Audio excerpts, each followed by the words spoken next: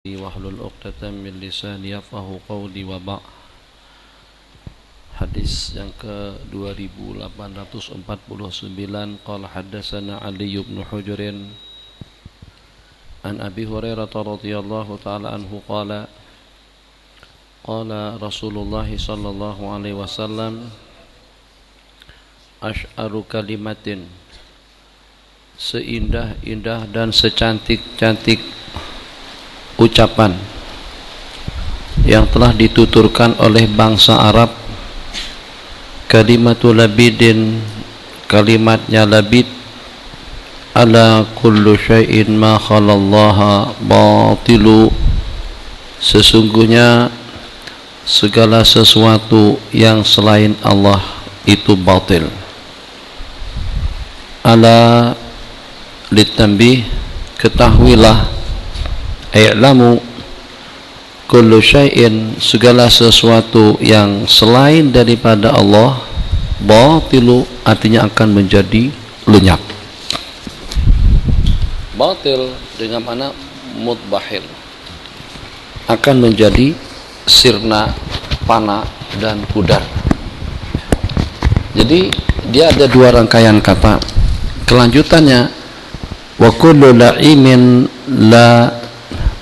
na'imin la mahalata zailu, dan segala kenikmatan secara pasti dia akan menjadi fana.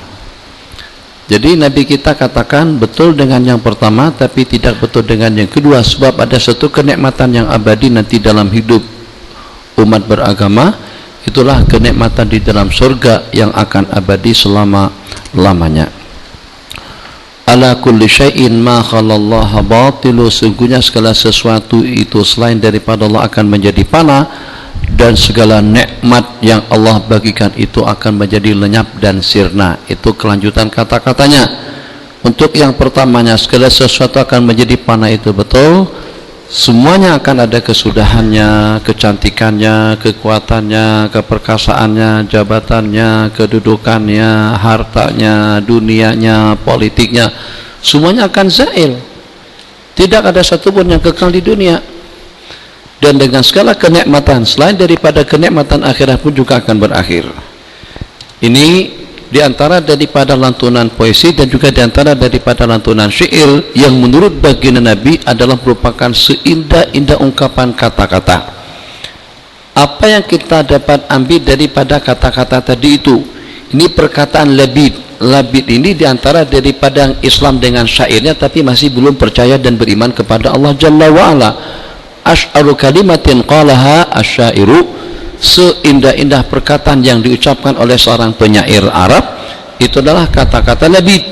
Labid tidak masuk Islam, akan tetapi ungkapan kata-kata syair yang dilanturkan oleh labid itu menunjukkan isi kandungannya menunjukkan kepada iman dan yakin.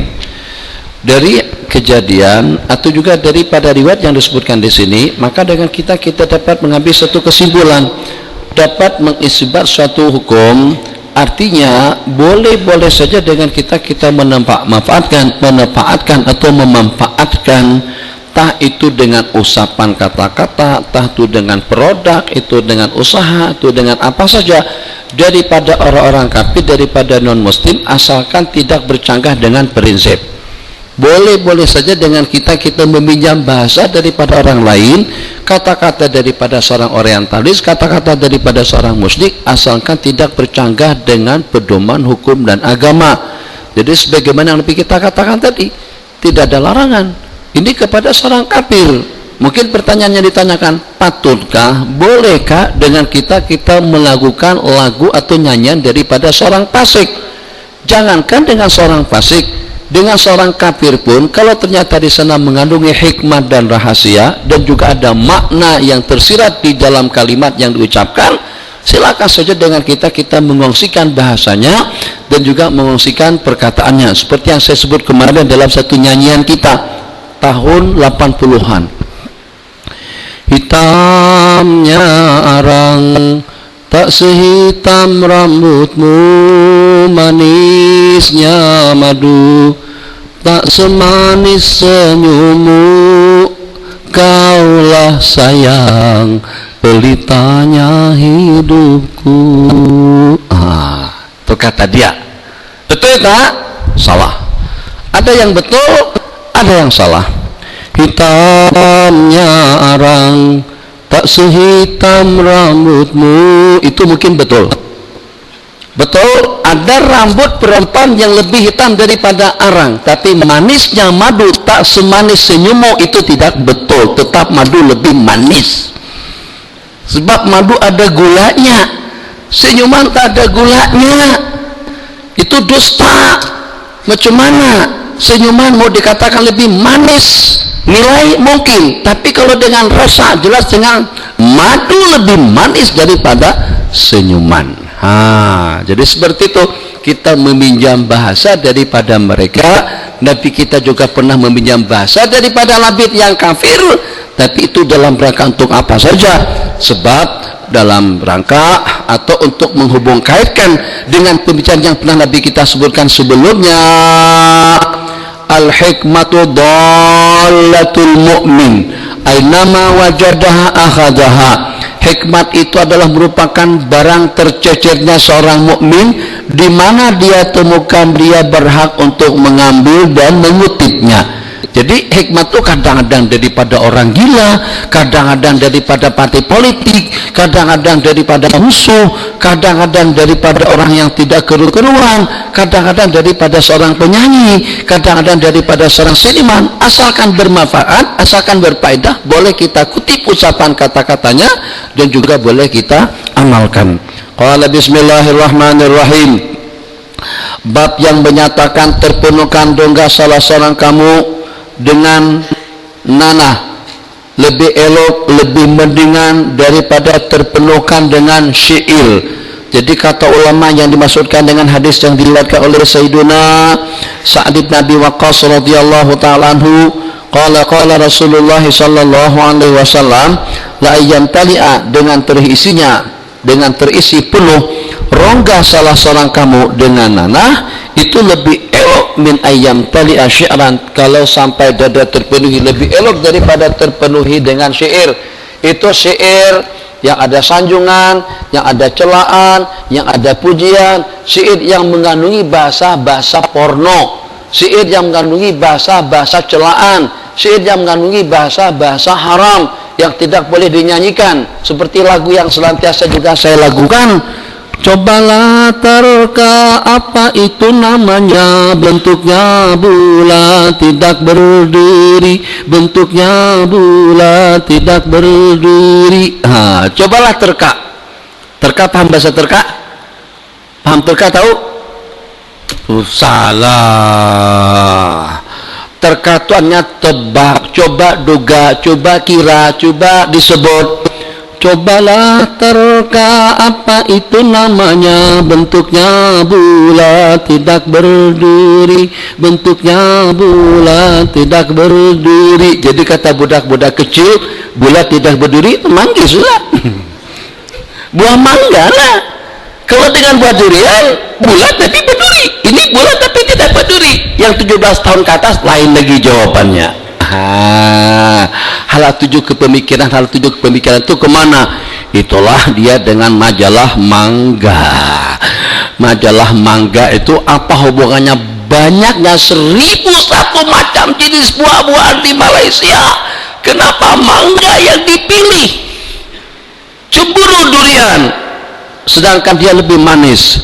Cemburu manggis, sedangkan dengan isi dalamnya tidak dapat ditebak. Banyak lagi dengan jenis-jenis buah-buahan lainnya yang kita konsumsi, yang kita makan. Tapi kenapa dengan buah mangga sebagai pilihan? Sebab memang di dalam majalah itu banyak perempuan-perempuan yang menampakkan mangga-mangganya kepada pembaca. Akhirnya majalah tadi itu diberi nama dengan majalah mangga. Bergambar macam tu kelihatan mangga, belanja macam ni kelihatan mangga, mandi tepi pantai kelihatan mangga. Kalau durian berduri, tak sesuai dikasih nama dengan durian. Tu syair yang macam tu jenisnya ada celaan, ada cercaan, ada benda porno, ada benda lucu, ada benda haram. Nabi kita bersabda, penuh dada dengan nanah, dengan najis dan juga dengan kotoran. itu lebih elok daripada terisikan syair, puisi atau juga dengan nyanyian. Qala Rasulullah sallallahu alaihi wasallam la ayyam talajawbu ahadikum kaiha yariyahu khairun. Yariyahu diartikan di sini dengan yufsidahu, yang merusak organ-organ dalamannya. Khairun lahu min ayyam tali asy'ara, babun fil fasahati wal bayan. Bab yang menyatakan tentang kefasihan dan penjelasan. Inna minal bayani la sihra, yang menggugah hati dan perasaannya, yang membuat hatinya tercuit dan cinta, yang membuat hatinya terasa terharu, yang membuat perasaannya jadi bening, yang membuat rasa hati kita terasa dekat, yang membuat dengan kita jadi insaf, yang membuat mata kita dan dada kita atau juga dengan perasaan kita sampai menangis. Itu kesan daripada suara dan juga dengan lantunan bahasa yang digunakan. Ya Hannan, Ya Mannan, Ya badi'as samawati wal ardi, ya dzal jalali wal ikram, rahmaka ya Rabbi, rahmaka ya Rabbi, ya Wadud, ya Arhamar Rahimin, ya Arhamar Rahimin, ya Arhamar Rahimin. La ilaha illa anta subhanaka inna kunna minadh dhalimin. La ilaha illa anta subhanaka inna kunna minadh dhalimin. Tengah malam dengan lantunan suara yang merdu semacam itu, ada terdapat sejumlah tidak kurang daripada ratusan ribu di belakangnya ucap, ya Allah, rahmaka ya Allah, ya Rahmanu ya Allah, ya Rahimu ya Allah. Macam mana hati tidak tergugah, konsentrasi kita, fokus kita, perasaan kita, jiwa raga kita fokus kepada lantunan munajat dan juga dengan rintihan hati dan mulut yang sedang melutut mendambakan diri dan juga memohon, mengharap dan meminta rahmat daripada Allah Jalla wa'ala. Itu kalau pada saat kita sudah sehati, kalau sudah senada dan seirama, sudah sia dan sekata, tuh kalau seandainya ada cuitan dan sentuhan yang menyentuh kepada hati dan perasaan, mesti semuanya akan terisak-isak dalam tangisannya. Itu makna wa inna minal bayani la sihra. Jadi kadang-kadang yang membuat hati kita jadi bening, yang membuat kita terasa senang, seronok, bahagia, satu kena faktor kata-kata yang mendosok atau yang menggugah, yang kedua kena faktor lantunan lagu dan tinggi rendahnya suara yang tertata dalam berdoa. Itu jarang-jarang kita rasakan kalau doa-doa kita orang Melayu. Yang semacam itu hanya ada dengan orang-orang Arab, Mesir, sebab kena dengan penghayatannya dengan bahasa tadi itu memang cukup tajam. Kita mungkin orang Melayu akan terkesan kalau dengan sajak, dengan bahasa sajak, dengan rintihan bahasanya tertata indah dan bagus. Coba dalam adegan atau juga dalam satu episode sedih, Bapak memang tak sengaja, memang tak ada tujuan untuk menyakitkan hati dan perasaan Mama dan Papa. Aku memang betul-betul mengakui ketaksiranku, kelemahanku Papa. Betul-betul aku minta maaf sedalam-dalam. Wah, tuh kan, makcik yang menonton tuh mesti nangis. Sebab dia ada menangis dah. Jika dengan kita, perasaan kita sampai terpengaruhi dengan keadaan yang semacam itu, meleleh juga air mata kita. Kadang-kadang suami tengok nangis, Papa pun menangis juga. Tuh dia lakonan tuh, nipu semuanya. Apa dah? Nipa lepas adegan atau juga lepas senario tadi itu adalah makan bersama, makan simbang, ketawa, tergelak-gelak. Sementara kita sampai tak lalu makan lagi. Malam hari itu sedih. Cemana sampai dimadukan lagi, astagfirullah.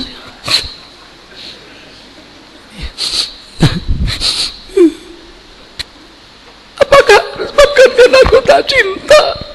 Apakah itu tidak layak? Apakah tidak menambahkan diri dan jiwa ragaku kepada apa begitu tega.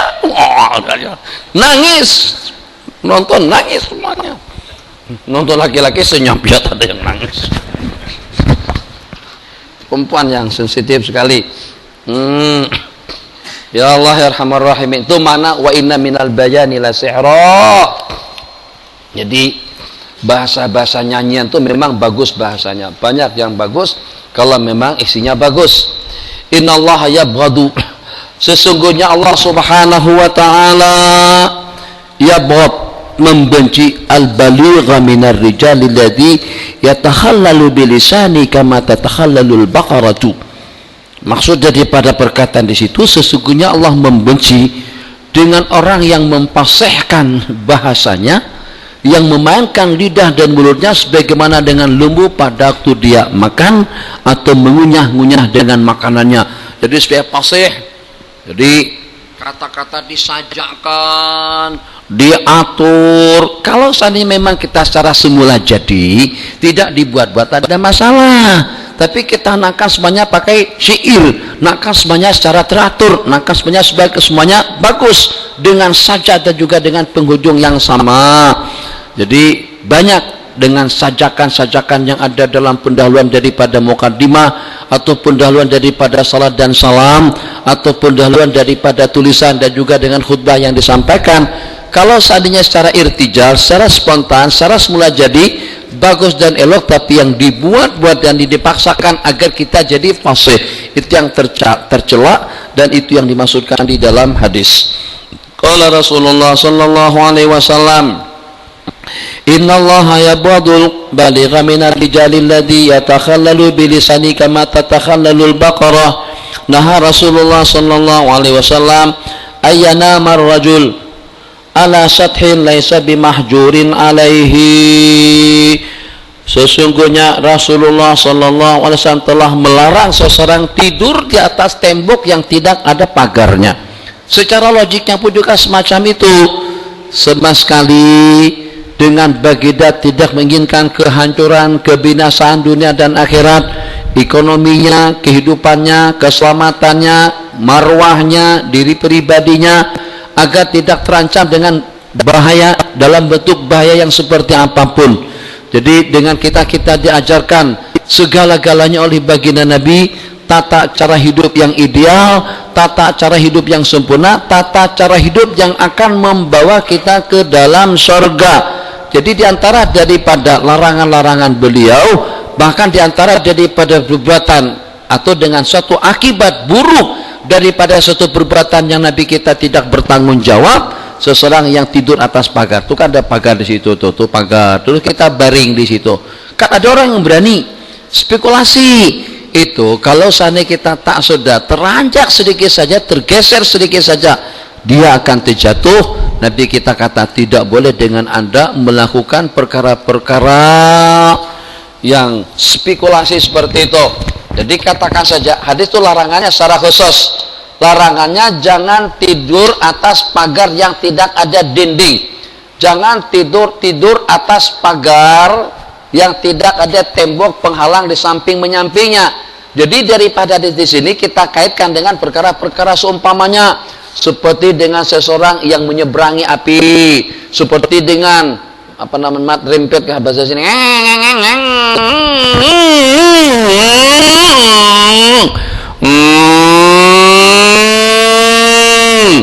Jadi dia merayap atas motor tadi itu. Tuh kadang-kadang kompoi banyak, bukan 1, 2, 3, 4 di jalan tol lagi lah, aduh 130, 140 km dalam 1 jam. Kalau yang Singapura itu tak kisah, yang daripada KL yang engine besar itu tak masalah. Ini yang hak crash nih, paham crash? Yang 4.000 tuh 4.000 tuh kelajuannya tidak seperti yang engine besar. Engine besar itu insya Allah lebih aman dan juga selamat. Cara mereka menunggangnya pun macam mana? Cara mereka menunggangnya, ya Allah ya Arhamar Rahimin, nunggang begitu kaki dikebelakangkan, diletak kaki atas tempat duduk tuh.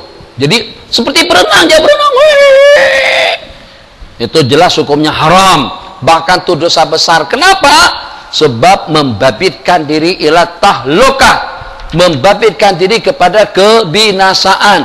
Itu kalau ada lubang kecil saja, kalau tersilap gerak saja, confirm akan terlipat atau juga akan patah-patah tulang atau tulang bilulangnya, anggota tubuhnya. Jadi seperti yang diriwayatkan tadi itu, tuh baring di atas itu takut kalau tergulir jatuh berbahaya. Lebih membahayakan lagi kalau pada saat kita naik motor atau juga pada waktu kita memandu laju, sedangkan kita rileks dan santai. Tiap yang membahayakan itu ada larangannya daripada hadis dan Al-Quran. Bismillahirrahmanirrahim. Babun, baca. Qala Rasulullah sallallahu alaihi wasallam, riwayat daripada Sayyiduna Abi Wa'il, yatakhallaluna bil mau'izati fil ayami makhamatas sa'amati alaina. Sesungguhnya Rasulullah sallallahu alaihi wasallam memilih dan memilah waktu untuk menyampaikan nasihat kepada kami agar kami tidak terasa bosan. Jadi jangan buat satu cara saja. Jadi sewaktu-waktu nanti kita buat pengajian tidak lagi di masjid.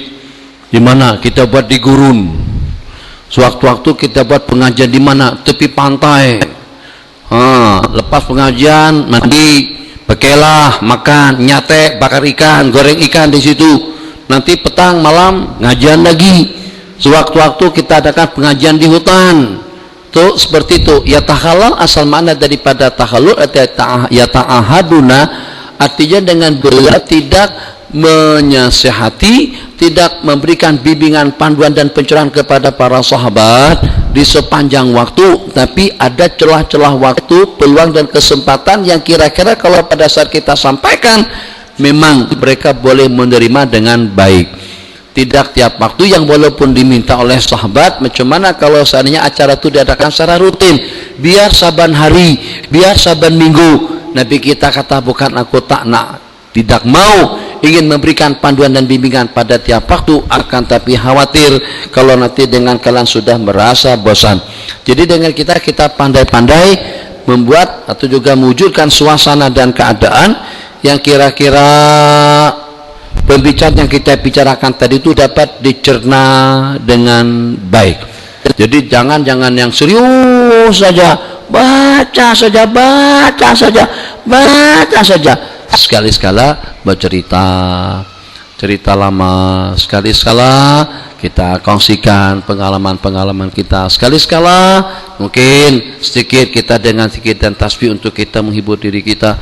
Mama dalil khairil khalqi yadan ahadun illa wa bihi sa'ida Fabidaka madadtu ilaihi yadi Wabidhalika kuntu minas suada. Suara habis. Allah inni fil usri wa fil yusri bihimahu aludhu madal umri wa aqulu aghisna ya dukhri wa anilna min kaffaika nada. Sewaktu-waktu Nabi kita bernasyid, sewaktu-waktu Nabi kita ajak mereka atau bersimbang dengan mereka yang kira-kira dapat mewarnai suasana dan keadaan yang tidak membosankan. Sewaktu-waktu Nabi kita bercanda, Amar, tak boleh awak makan kurma sedangkan mata awak sakit macam tu. Amar pun tegama, jangan makan kurma, tak boleh. Kalau pada aku sakit mata tak boleh makan kurma. Jadi kata si Amar, yang hak sakit itu sebelah kanan ya Rasulullah, sementara kurma saya kunyah daripada sebelah kiri. Nah, macam tu. Tuh Nabi kita bercanda dengan Sayyidina Ahmad yang macam tu, oke saja. Bercandaan ya biasalah. Kalau nak sembahyang 5 waktu berjamaah pada awal waktu, di saat imam takbiratul ihram sudah berada di saf pertama, kawin dulu. Betul kata guru, betul. Kalau awal tak kawin, awal tak boleh menjaga takbiratul ihram yang pertama di awal waktu. Murid pun kawin.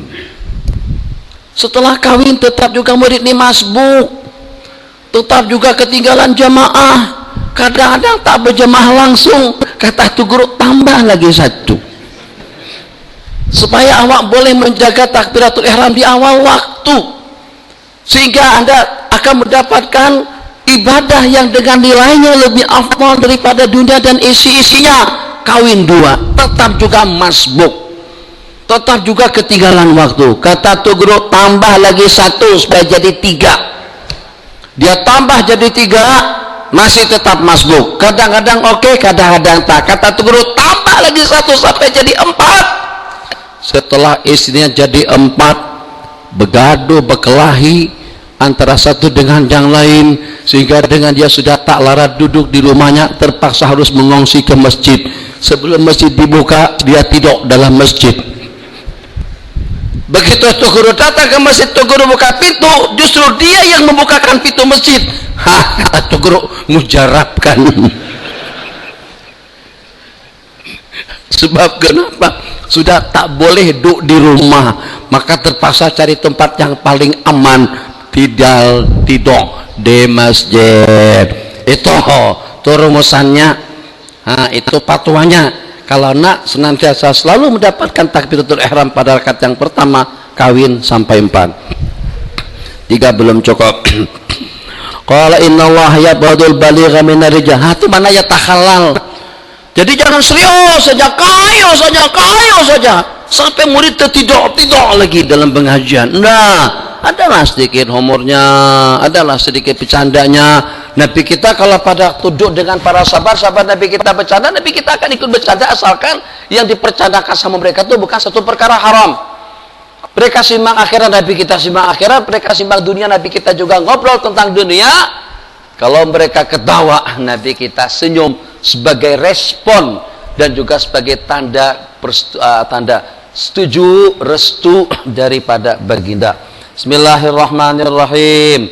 Qala babun kana qala ayyul amali kana ahab ila Rasulillah sallallahu alaihi wasallam. Seseorang bertanya kepada Ummu Salamah dan juga bertanya kepada Sayyidatuna Aisyah tentang amalan apa saja yang paling disukai oleh baginda Nabi. Nah, ini juga kita tanyakan. Apa dia jenis-jenis amalan yang paling Nabi kita sukai? Apakah Nabi kita suka dengan sembahyang, senang dengan zikir, senang dengan tasbih, senang dengan puasa, atau dengan sedekah? Kalau untuk kesenangan, Nabi kita memang bergelut dengan segala aktiviti ibadah. Tidak ada satupun, bahkan tidak dibeda-bedakan antara satu dengan yang lain. Semuanya Nabi kita sukai dan juga semuanya Nabi kita nikmati, dan Nabi kita berikan contoh tauladan yang terbaik kepada kita. Tapi secara globalnya, amalan yang paling Nabi kita sukai, qala madi ma'alaihi wa in qalla, amalan yang dilaksanakan secara berterusan, istiqamah, yang walaupun sedikit. Jadi antum yang walaupun sedikit, katakan saja istighfar sehari itu 100 kali, jangan tidak beristighfar. Atau jangan sampai kurang salatnya daripada 100 kali sallallahu alaihi wasallam Muhammad sallallahu alaihi wasallam Muhammad. Kalau tidak tapi jangan tidur dulu. Kalau belum kebaca diqadha dulu. Kalau belum terbaca kita ambil pulang waktu dan kita khususkan untuk kita mengulang dan juga untuk kita membacanya. Afdalul a'mali ilallah madima alaihi, sebaik-baik amalan dari sisi Allah yang kekal kita laksanakan yang walaupun sedikit. Riwayat anin Nabi sallallahu alaihi wasallam nahwa babun khamirul aniyah. Ini fatwa orang tua Nabi kita kata, tutuplah bejana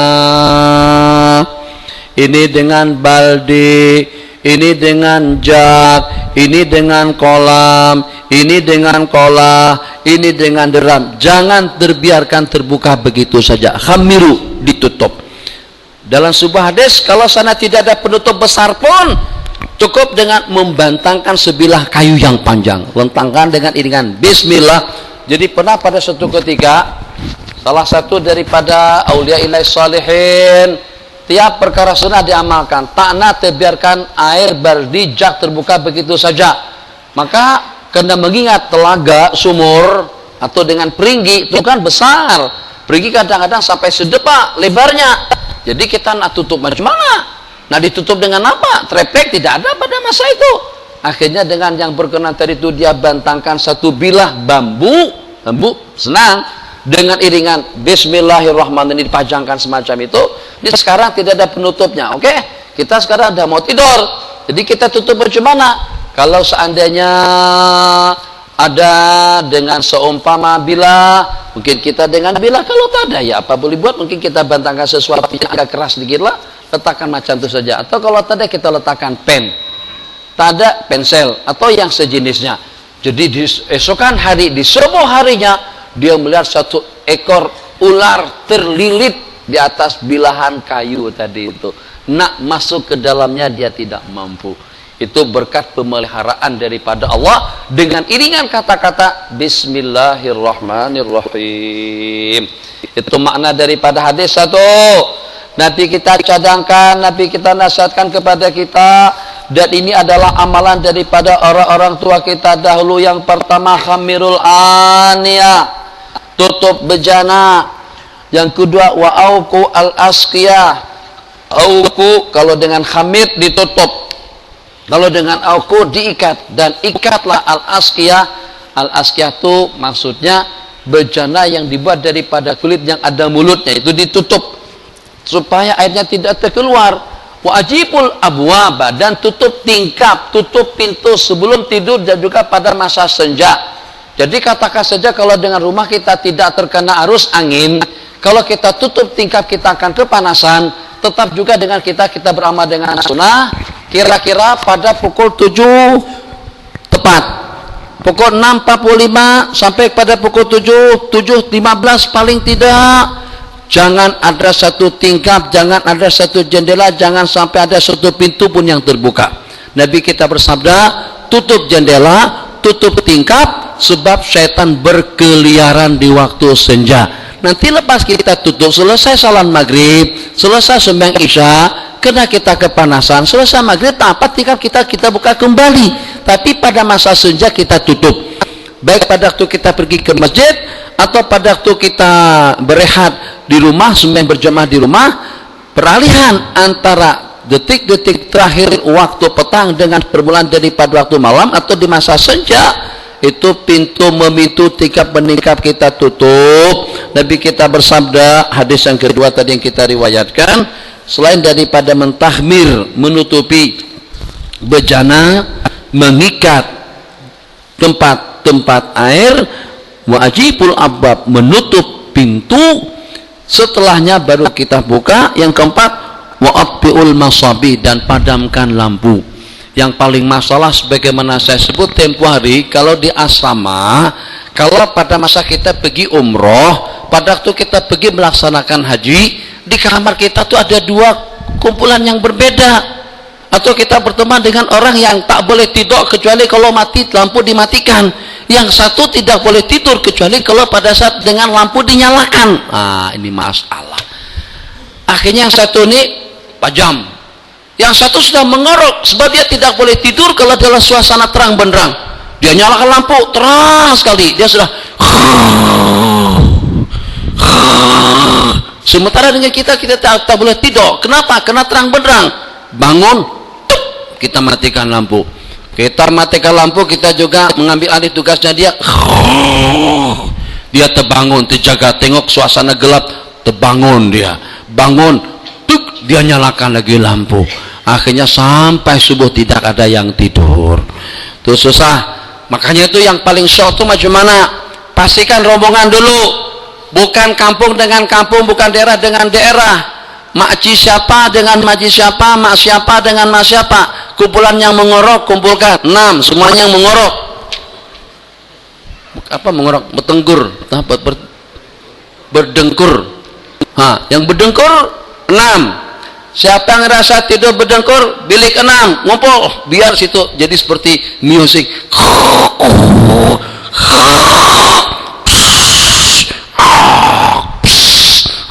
Asik, bilik 6. Yang tak berdengkur, bilik 7, samping atau bilik 1. senang tidur. Tapi kalau ada yang berdengkur, ada yang tidak. Yang ini terpaksa letak 2 bantal sampai menyamping telinga. Toh telinga, gup, tak boleh tidur. Yang ini kuat lagi, ya Allah ya Rahman Rahim. Terpaksa akhir sekali kita ambil kapas, kita buh ke telinga kita, buh kanan, buh kiri, untuk menghilangkan bunyi tadi itu. Tapi itu malam pertama aja. Itu pada masa di Madinah 4 malam pertama. Masuk pada 4 malam yang kedua, seronok. Masuk pada 4 malam yang ketiga di Mekah, mencari. Karena tak boleh tidur, bang. Kenapa? Yang berdengkur masih di Madinah lagi. Sudah terhibur dengan bunyi tadi itu. Dia awal-awalnya aja terganggu.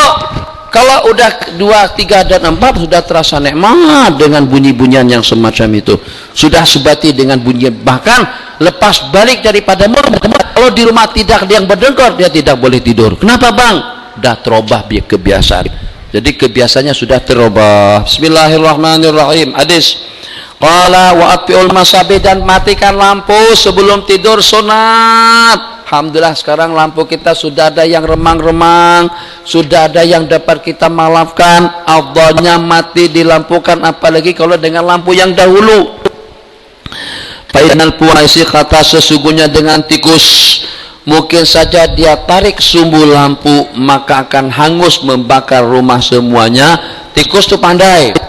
Seperti yang saya katakan tadi, ini kan ada madu di sini, dia boleh ambil madu yang di bawah. Kenapa Nabi kita suruh tutup botol?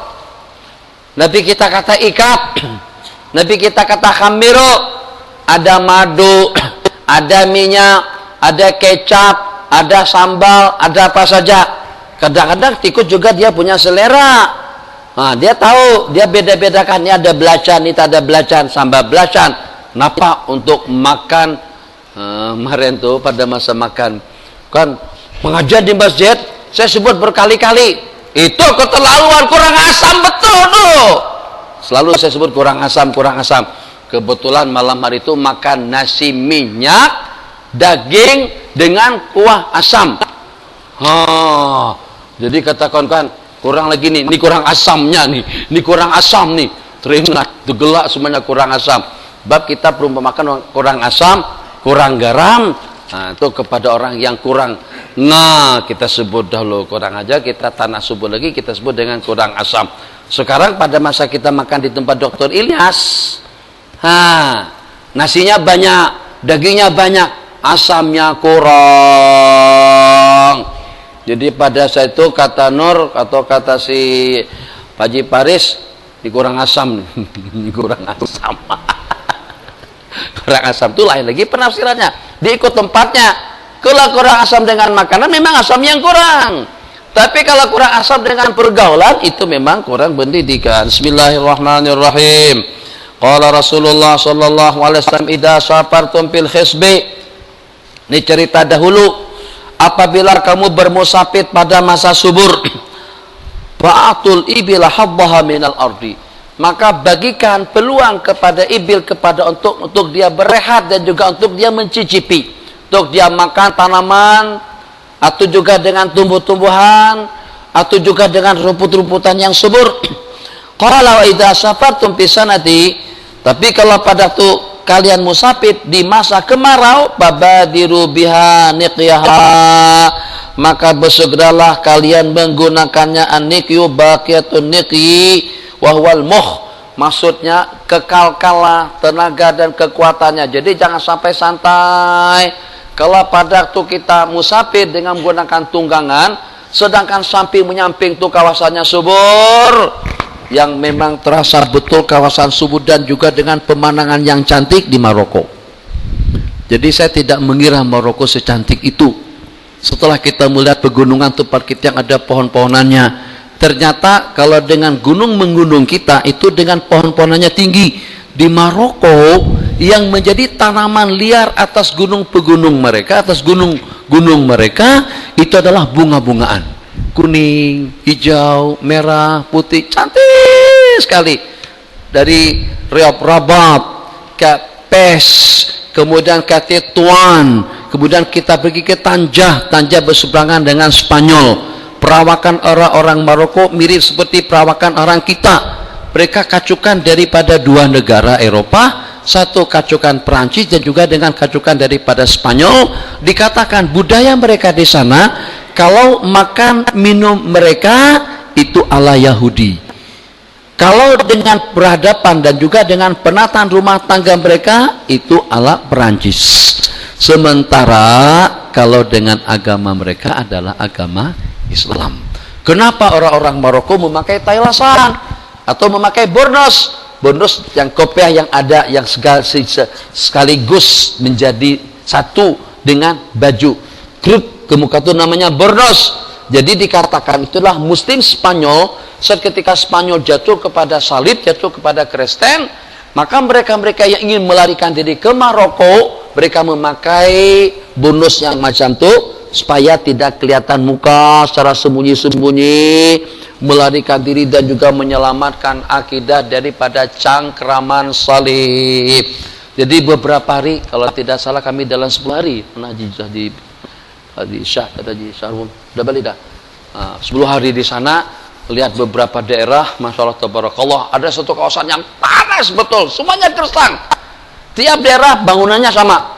Kalau seperti di Pes, kalau seperti di Darbebo, memang semuanya putih. Casablanca kalau dengan bahasa kita sekarang semuanya putih. Tapi kalau seperti di Marrakesh semuanya hitam, bangunan semuanya merah, semua bangunan merah dan juga cuacanya panas betul, semuanya kering. Tapi kawasan yang Subur tadi itu memang betul-betul cantik, pemandangan semula jadi sepanjang jalan kita. Jadi sahabat-sahabat kita yang bawa kamera tak boleh tidur, sepanjang jalan tuh, dan kereta merah kereta mereka pula kereta Eropa yang harganya di sini kita baru boleh beli Jepun, di sana mereka sudah guna Range Rover. Banyak orang pakai Range Rover. Harganya sini 600.000 Rm, 700.000 Rm seperti yang dipakai sama Hanya Zul malam tadi itu. Nah, saya alhamdulillah dapat menikmati kereta mewah. Dulu serembah dengan Mercedes S-Class sama Haji Perus. 180 biasa ada. Memang sudah dididik bawa laju macam tu. Coba lagu mana? 180, 200. Pernah kami dengan Haji Zul malam tadi itu dengan Audi 230 Haji ke KL. Wah, saya seperti stay anak muda. Tak ada takut, tak ada rasa takut mati itu tak ada, Ji. Sama sekali sudah tidak ingat akhirat. Rasa seperti balapan dengan Ferrari saja. Masya Allah, tabarakallah, itu kalau terbabas sedikit saja, bukan lagi ke akhirat tuh, masuk alam barzah untuk seumur hidup selama-lamanya. Masya Allah, tabarakallah. Murah Range Rover di sana, Audi murah, BMW murah, Mercedes murah, tapi tertekan seperti orang Singapura juga, tak boleh laju lebih daripada 90. Jalan bening, bersih, mulus, madu ikut aturan. Untung kita di Malaysia juga tak ada aturan. Bila polis trafik tak ada situs tuh, slow. 115. Lewat yang kamera terlewat, laju lagi. Kan nikmat hidup macam tu, ada kebebasan. Sementara lampu merah menyala, berhenti. Nak jebrang jalan juga di Singapura kalau masih merah, tak boleh menyeberang. Ada kereta, tak ada kereta, ada orang, tak ada orang, kena berhenti. Masuk terowongan 70, jalan raya 90, kereta mewah. Untuk apa beli kereta mewah kalau dipandu lambat macam tu? Rugi mubazir. Kalau memang nak madu 90 beli kancil saja, untuk apa beli mahal semacam tu? Itu fatwa yang salah. Sebab orang beli kereta mewah ada untuk keselesaan, santai. Ada orang beli kereta mewah untuk kelajuan, untuk kejar waktu supaya dengan kita boleh mengejar masa. Kesimpulannya, bismillahirrahmanirrahim. Babun, qala Rasulullah sallallahu alaihi wasallam, kalau seandainya kamu bermusafir di musim kemarau, gersang panas, maka percepatkan perjalananmu. Tapi kalau pada masa kita musafir di kawasan yang sejuk, kemerahan helan misalnya, pelan-pelan nikmati keindahan alam. Masya Allah, tabarakallah, ucapan kata-kata Masya Allah, ungkapan kata-kata subhanallah, lantunan kata-kata Allahu Akbar, sambil menempuh jarak yang cukup lumayan jauh, tapi ternyata terbauri dengan lantunan zikir, tasbih, tahmid, dan takbir. Di perjalanan pun kita dapat pahala, di perjalanan pun juga dapat mengubudiahkan diri kepada Allah. Di samping juga kalau dahulu, perasaan tak kereta-kereta dahulu, tak boleh kita dari sini ke Kelantan sekali tempuh, mesti kita berhenti 2-3 kali berhenti. Kadang-kadang kalau kita berhenti, kita buka kap depannya, itu buka untuk merehatkan engine, sejuk dulu, baru start lagi. Nah, kalau sekarang tak kisah, kereta-kereta sekarang rehat tak rehat, jalankan saja sepuas hati. Sebab kenapa? Sebab dia beda dengan kuda. Kalau dengan kuda punya keinginan sedikit, kuda ini ikut kehendak dia. Kadang-kadang memang mau patuh dan ikut kehendak kita, tapi kadang-kadang dia punya kehendak sendiri. Kalau dengan kereta motor itu di tangan kita, di kaki kita, nak laju, nak perlahan, terserah kepada si pemandu. Tapi kalau kuda yang walaupun banyak kelebihannya, tapi ada satu benda yang kurang elok dengan kuda, kalau dia punya kehendak yang menentang dan yang melawan kehendak kita. Di antaranya kuda jantan, kalau saat ada kuda betinanya, kuda betina itu kita lepas jarak perjalanan 1 kilometer dari sini ke hutan kampung, kuda betina lari ke hutan kampung, kuda jantan masih di dalam kandangnya. Lepaskan kuda jantan boleh tahu di mana sekarang ini ada kuda betina. Dahulu kita tidak boleh tahu, ternyata sekarang dengan SMS kita sudah boleh tahu di mana posisi teman kita yang berada 1 jam pergi sebelum kita. Jadi kata kuda, itu teknologi canggih, antum itu baru kalian mengenalnya pada tahun 2010 atau 2000-an. Aku sudah punya perasaan canggih yang semacam itu. Aku boleh cam di mana sang kekasihku yang walaupun ditinggalkan sejak sejam sebelumnya, dia lari kencang, dededak, yang betina nih, dededak, yang jantan masih kita kurung, lepaskan sang jantan, yang jantan boleh tahu dan akan dia kejar yang betina. Itu hebatnya komunikasi kuda antara satu dengan yang lain, secara semula jadi fitrah daripada Allah Subhanahu wa ta'ala. Sebuah pertanyaan pelik di KL baru-baru ini, atau di Seremban tak pasti. Katanya, Syekh, kalau orang tua saya berkubur di alur Malai atau berkubur di suatu lokasi, kemudian orang tua saya tadi itu, saya pun tak pasti udah dipindahkankah bersama kuburan kubur yang dipindahkan daripada tempat itu. Agak-agaknya kalau saya berziarah ke lokasi kubur lama orang tua saya, sampai tak pahala ziarahku itu, sampai tak lantunan Al-Quran, tasbih, tahmid, takbir, yasinnya aku bacakan kepada orang tua saya.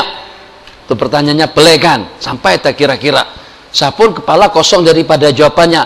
Berkubur di alur Malai, tapi alur Malai digusur sampai semuanya sudah jadi apartemen atau sudah jadi perumahan, sehingga dengan kuburan tertentu dipindahkan ke tempat yang kita tidak tahu. Kalau kita hanya tahunya orang tua dikuburkan di alur Malai, kalau kita berziarah ke kuburan alur Malai yang sudah tidak ada kubur lagi di situ, sampai tak pahala bacaan kita kalau kita hadiahkan kepada mereka yang ada di sana. Sedangkan sekarang ini kita tidak mengetahui keberadaan mereka itu ada di mana. Jadi Allah bagi petunjuk, ilham secara spontan. Saya tanya Pak Haji, ya, pada masa Tuan Haji datang ke kawasan kubur tuh, Tuan Haji ucapkan salam, ada tak terdetik terlintas di dalam hati, nak hantarkan salam kepada mak dan ayah? Ada. Pada masa berdoa ditunjukkan tak doa itu secara khusus kepada mak dan ayah? Betul. Saya katakan sampai. Tapi kan tidak ada di situ, tak kisah. Sebab itu adalah alamat Facebooknya orang tua kita. Sebab itu adalah alamat emailnya atau nomor handphonenya orang tua kita. Nah, yang walaupun mak duk di Derang, mak duk di alur Malai, mak duk di alur Janggus, alur Mengkudu, Kubang Krian, yang walaupun keluarga kita, bapak kita tinggal di mana? Di tinggal di alur, di akar peluru. Papa, assalamualaikum. Salam. Papa ada di rumah? Tuh, papa lagi sedang ada di kucing nih. Cuma handphone boleh mengejar ke kucing? Asalkan nomor yang kita hubungi tadi itu betul nomor orang tua kita, dimanapun orang tua kita berada, SMS kita akan sampai. Itu teknologi canggih baru zaman sekarang. Dahulu bagaimana? Kalau kita melantunkan Assalamualaikum ya Rasulullah, Nabi kita berkata, dimanapun anda berada, salam sejahtera itu akan sampai kepadaku, dan akan menjawabnya. Baru terjawab dengan teknologi SMS, yang walaupun orang tua kita tidak ada di Kedah, ada di Mekah, atau juga ada di luar negara, asalkan masih menggunakan nomor yang sama, akan dapat kita hubungi dan kita akan boleh ber-SMS-an. Waalaikumsalam. Apa? Ada di Baling?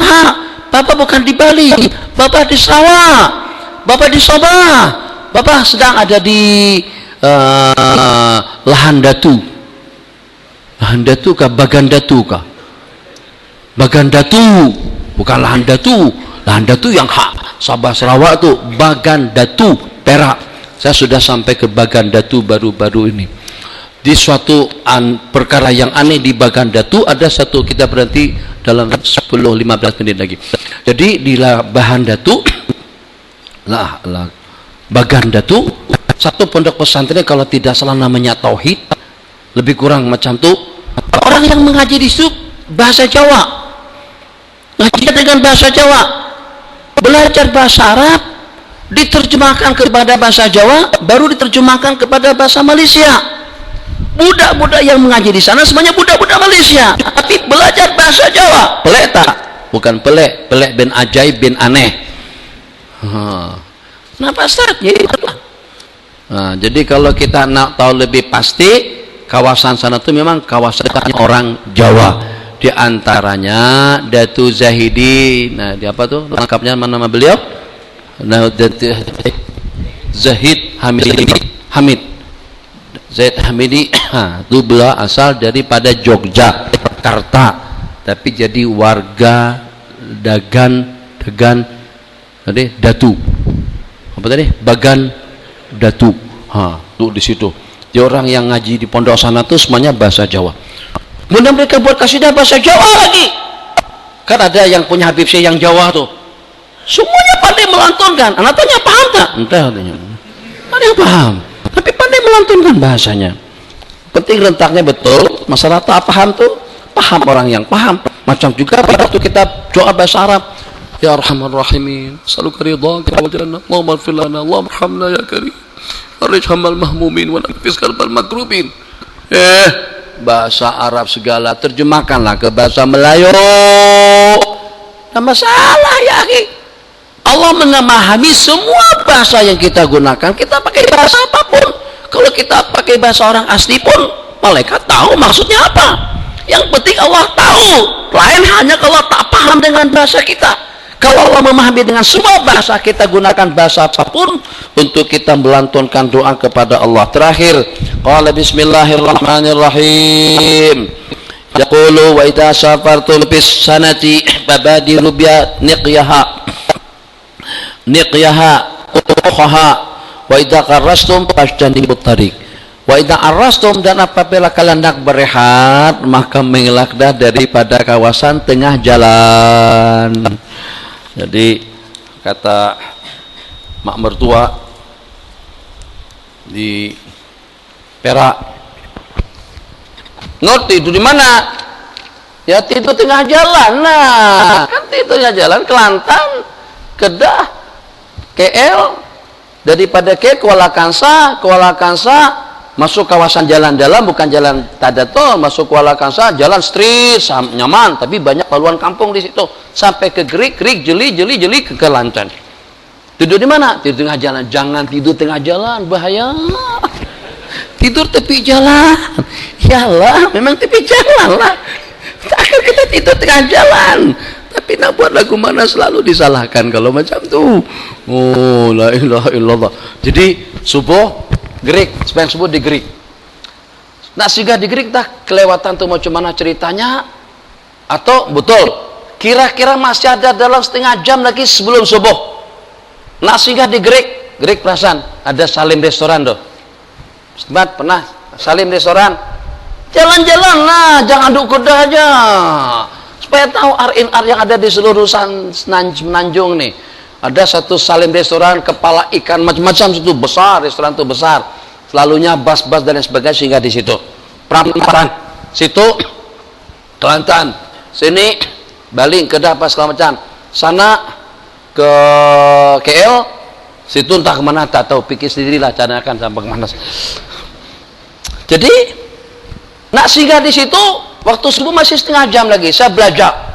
Setelah kawasan Greek habis, masuk kawasan hutan kan.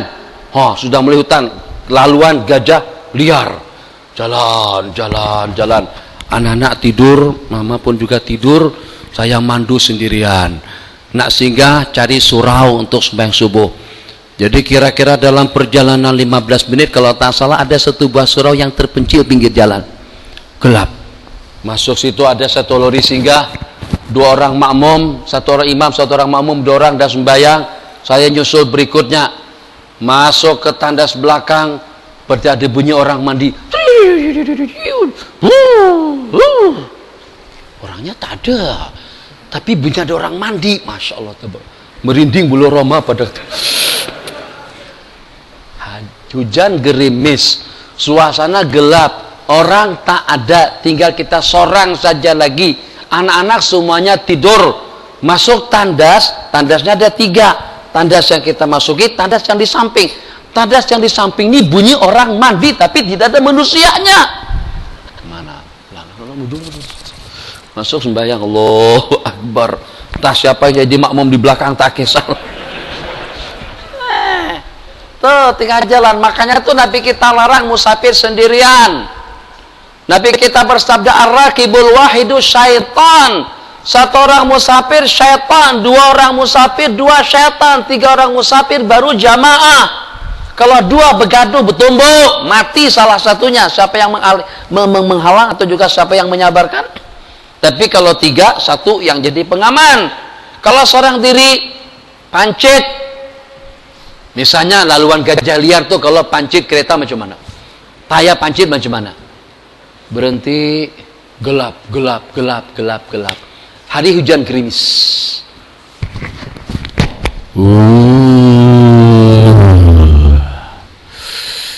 Kalau saya terpikir dalam hati, kalau saya tolak sendirian, udah tutup tingkap, matikan engine, tidur saja lagi di situ. Biar apa yang terjadi. Tapi menakutkan juga. Kadang-kadang kata kawan-kawan, dia ada kawasan-kawasan tertentu. Daripada Bukit Beruntung menuju ke kawasan Rawang. Dan kuburan orang Cina tuh, perasaan Rawang tuh katanya senantiasa perempuan melintas di situ. Hati-hati mandu tengah malam.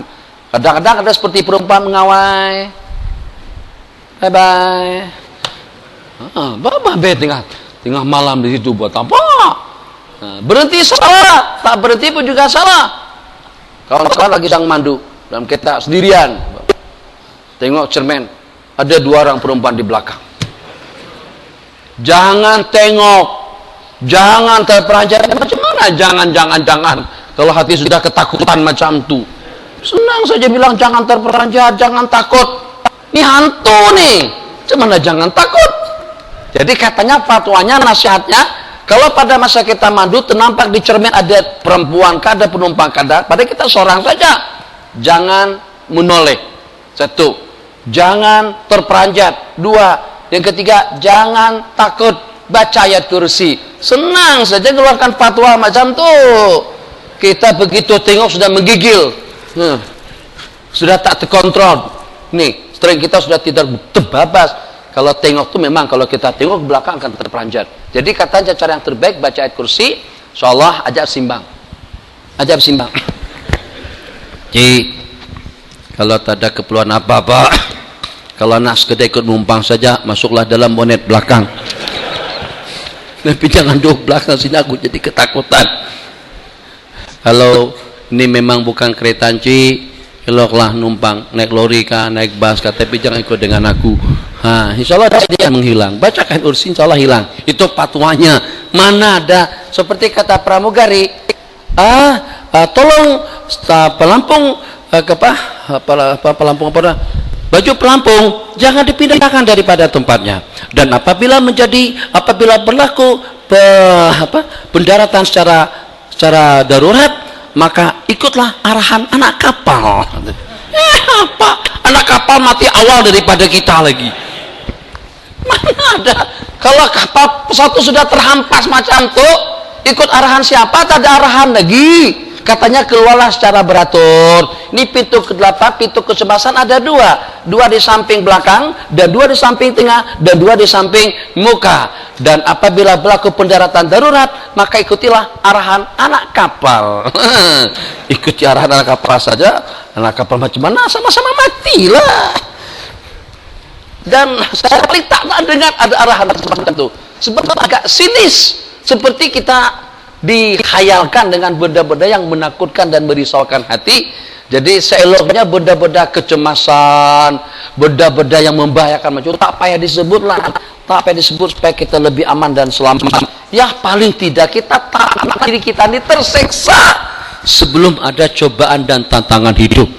Awas, hati-hati, roblok, polis, tentara tengah jalan. Sebelum adanya hati sudah dakduk. Itu terseksa hidup sebelum adanya seksaan yang menyeksa, wal iyadu billah. Jangan tidur tengah jalan, mengelaklah dan tidurlah di tepi jalan. Kenapa ya Rasulullah? Sebab fa'inha turukud dawab, sebab jalanannya kita lalui itu juga merupakan jalanan kepada binatang yang melata dan yang merayap di malam hari. Dan itu memang betul. Tapi eloknya gajah kadang-kadang yang kita jarang-jarang nyebrang jalan, jarang-jarang. Dia ada tepi-tepi jalan saja. Kalau dia berjalan kompoi berjalan. Jadi itu jalannya makhluk yang yakin, ingat pencipta atau ingat Allah dan mempunyai keyakinan diri, iktifa zati. Gajah jarang jalan keburu-buru. Lembu juga berjalan jarang berjalan terburu-buru. Kalau pada waktu dia berjalan bawa anak cucunya santai, dia punya keyakinan yang kuat. Nyebrang jalan, ada lori, santai berjalan.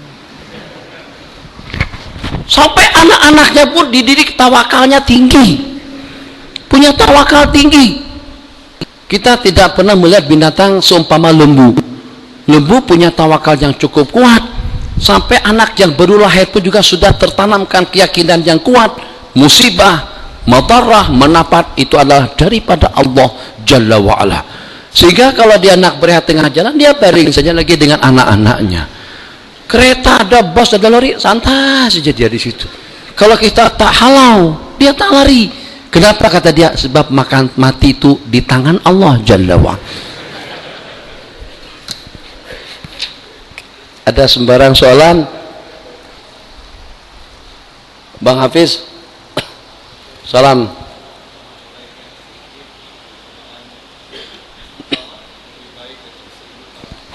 Ada istilah al-istiqamatu khairun min alfi karamah.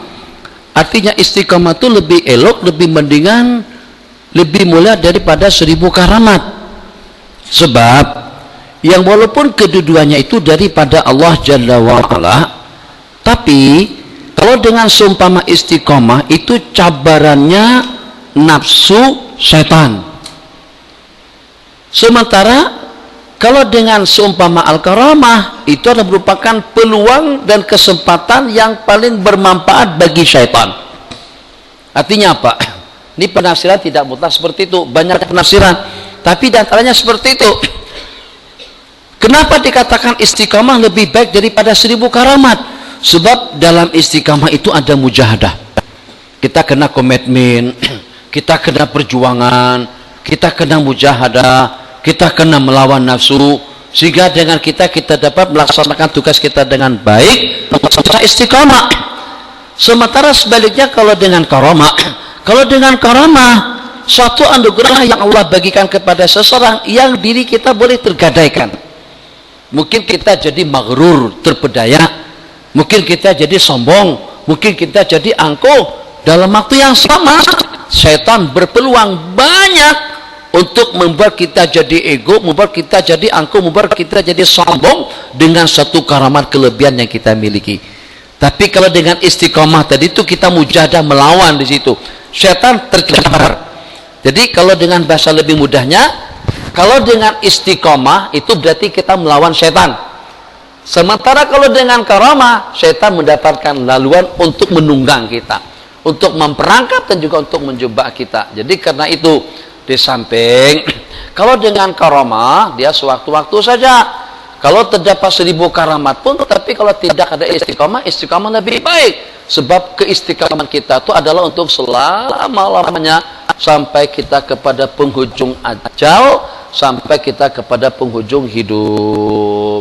Sini ada sebarang soalan. Anak luar nikah. Bila dibinkan dengan maknya, dia menjadi satu tekanan mental dengan anak tadi. Betul. Jadi itu tadi kan tekanan itu ada, pencemaran itu ada, rasa segan dan malu itu bukan tidak ada. Akan tetapi sebagaimana kita menjatuhkan hukuman mati kepada si pembunuh, tidakkah membunuh itu sebagai suatu siksaan, sebagai suatu azab?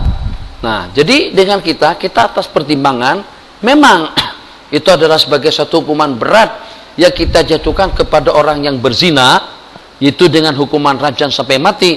Maka oleh dunia sekarang dipandang sinis kalau pada saat dengan hukuman itu dilaksanakan, sebab dikatakan seperti tidak berperi kemanusiaan sahaja.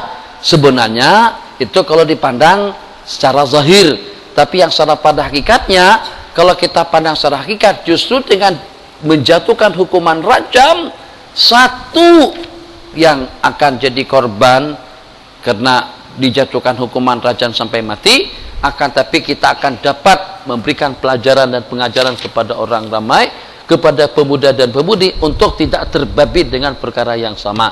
Jadi tekanan mental ada, tekanan batin juga ada, tekanan yang seperti apapun juga ada. Di samping dipermalukan dengan nama pada saat dibinkan kepada maknya dia, tapi dia yang korban. Insya Allah kita dapat menyelamatkan 7 di belakangnya. Tapi pada saat kita samarkan dengan nama Abdullah, 3 menjadi kepada 6. Kalau yang tadi 10 mengecut menjadi kepada 3 saja, karena semuanya sudah perhitungan. Malu kita. Kita tak boleh salurkan nafsu secara haram macam ini. Tak apalah, kan kita nanti kawin juga. Awak tak cintakah dengan aku? Cinta bang, tapi kan kita belum berkawin lagi. Belum berkawin macam mana? Saya pernah belajar kaidah hukum, maka rabasyai ayu'ta hukmahu. Yang sudah dekat itu berarti sudah sama hukumnya. Yang sudah hampir sampai berarti sudah sampai. Yang sudah hampir wajib berarti hukumnya sudah wajib.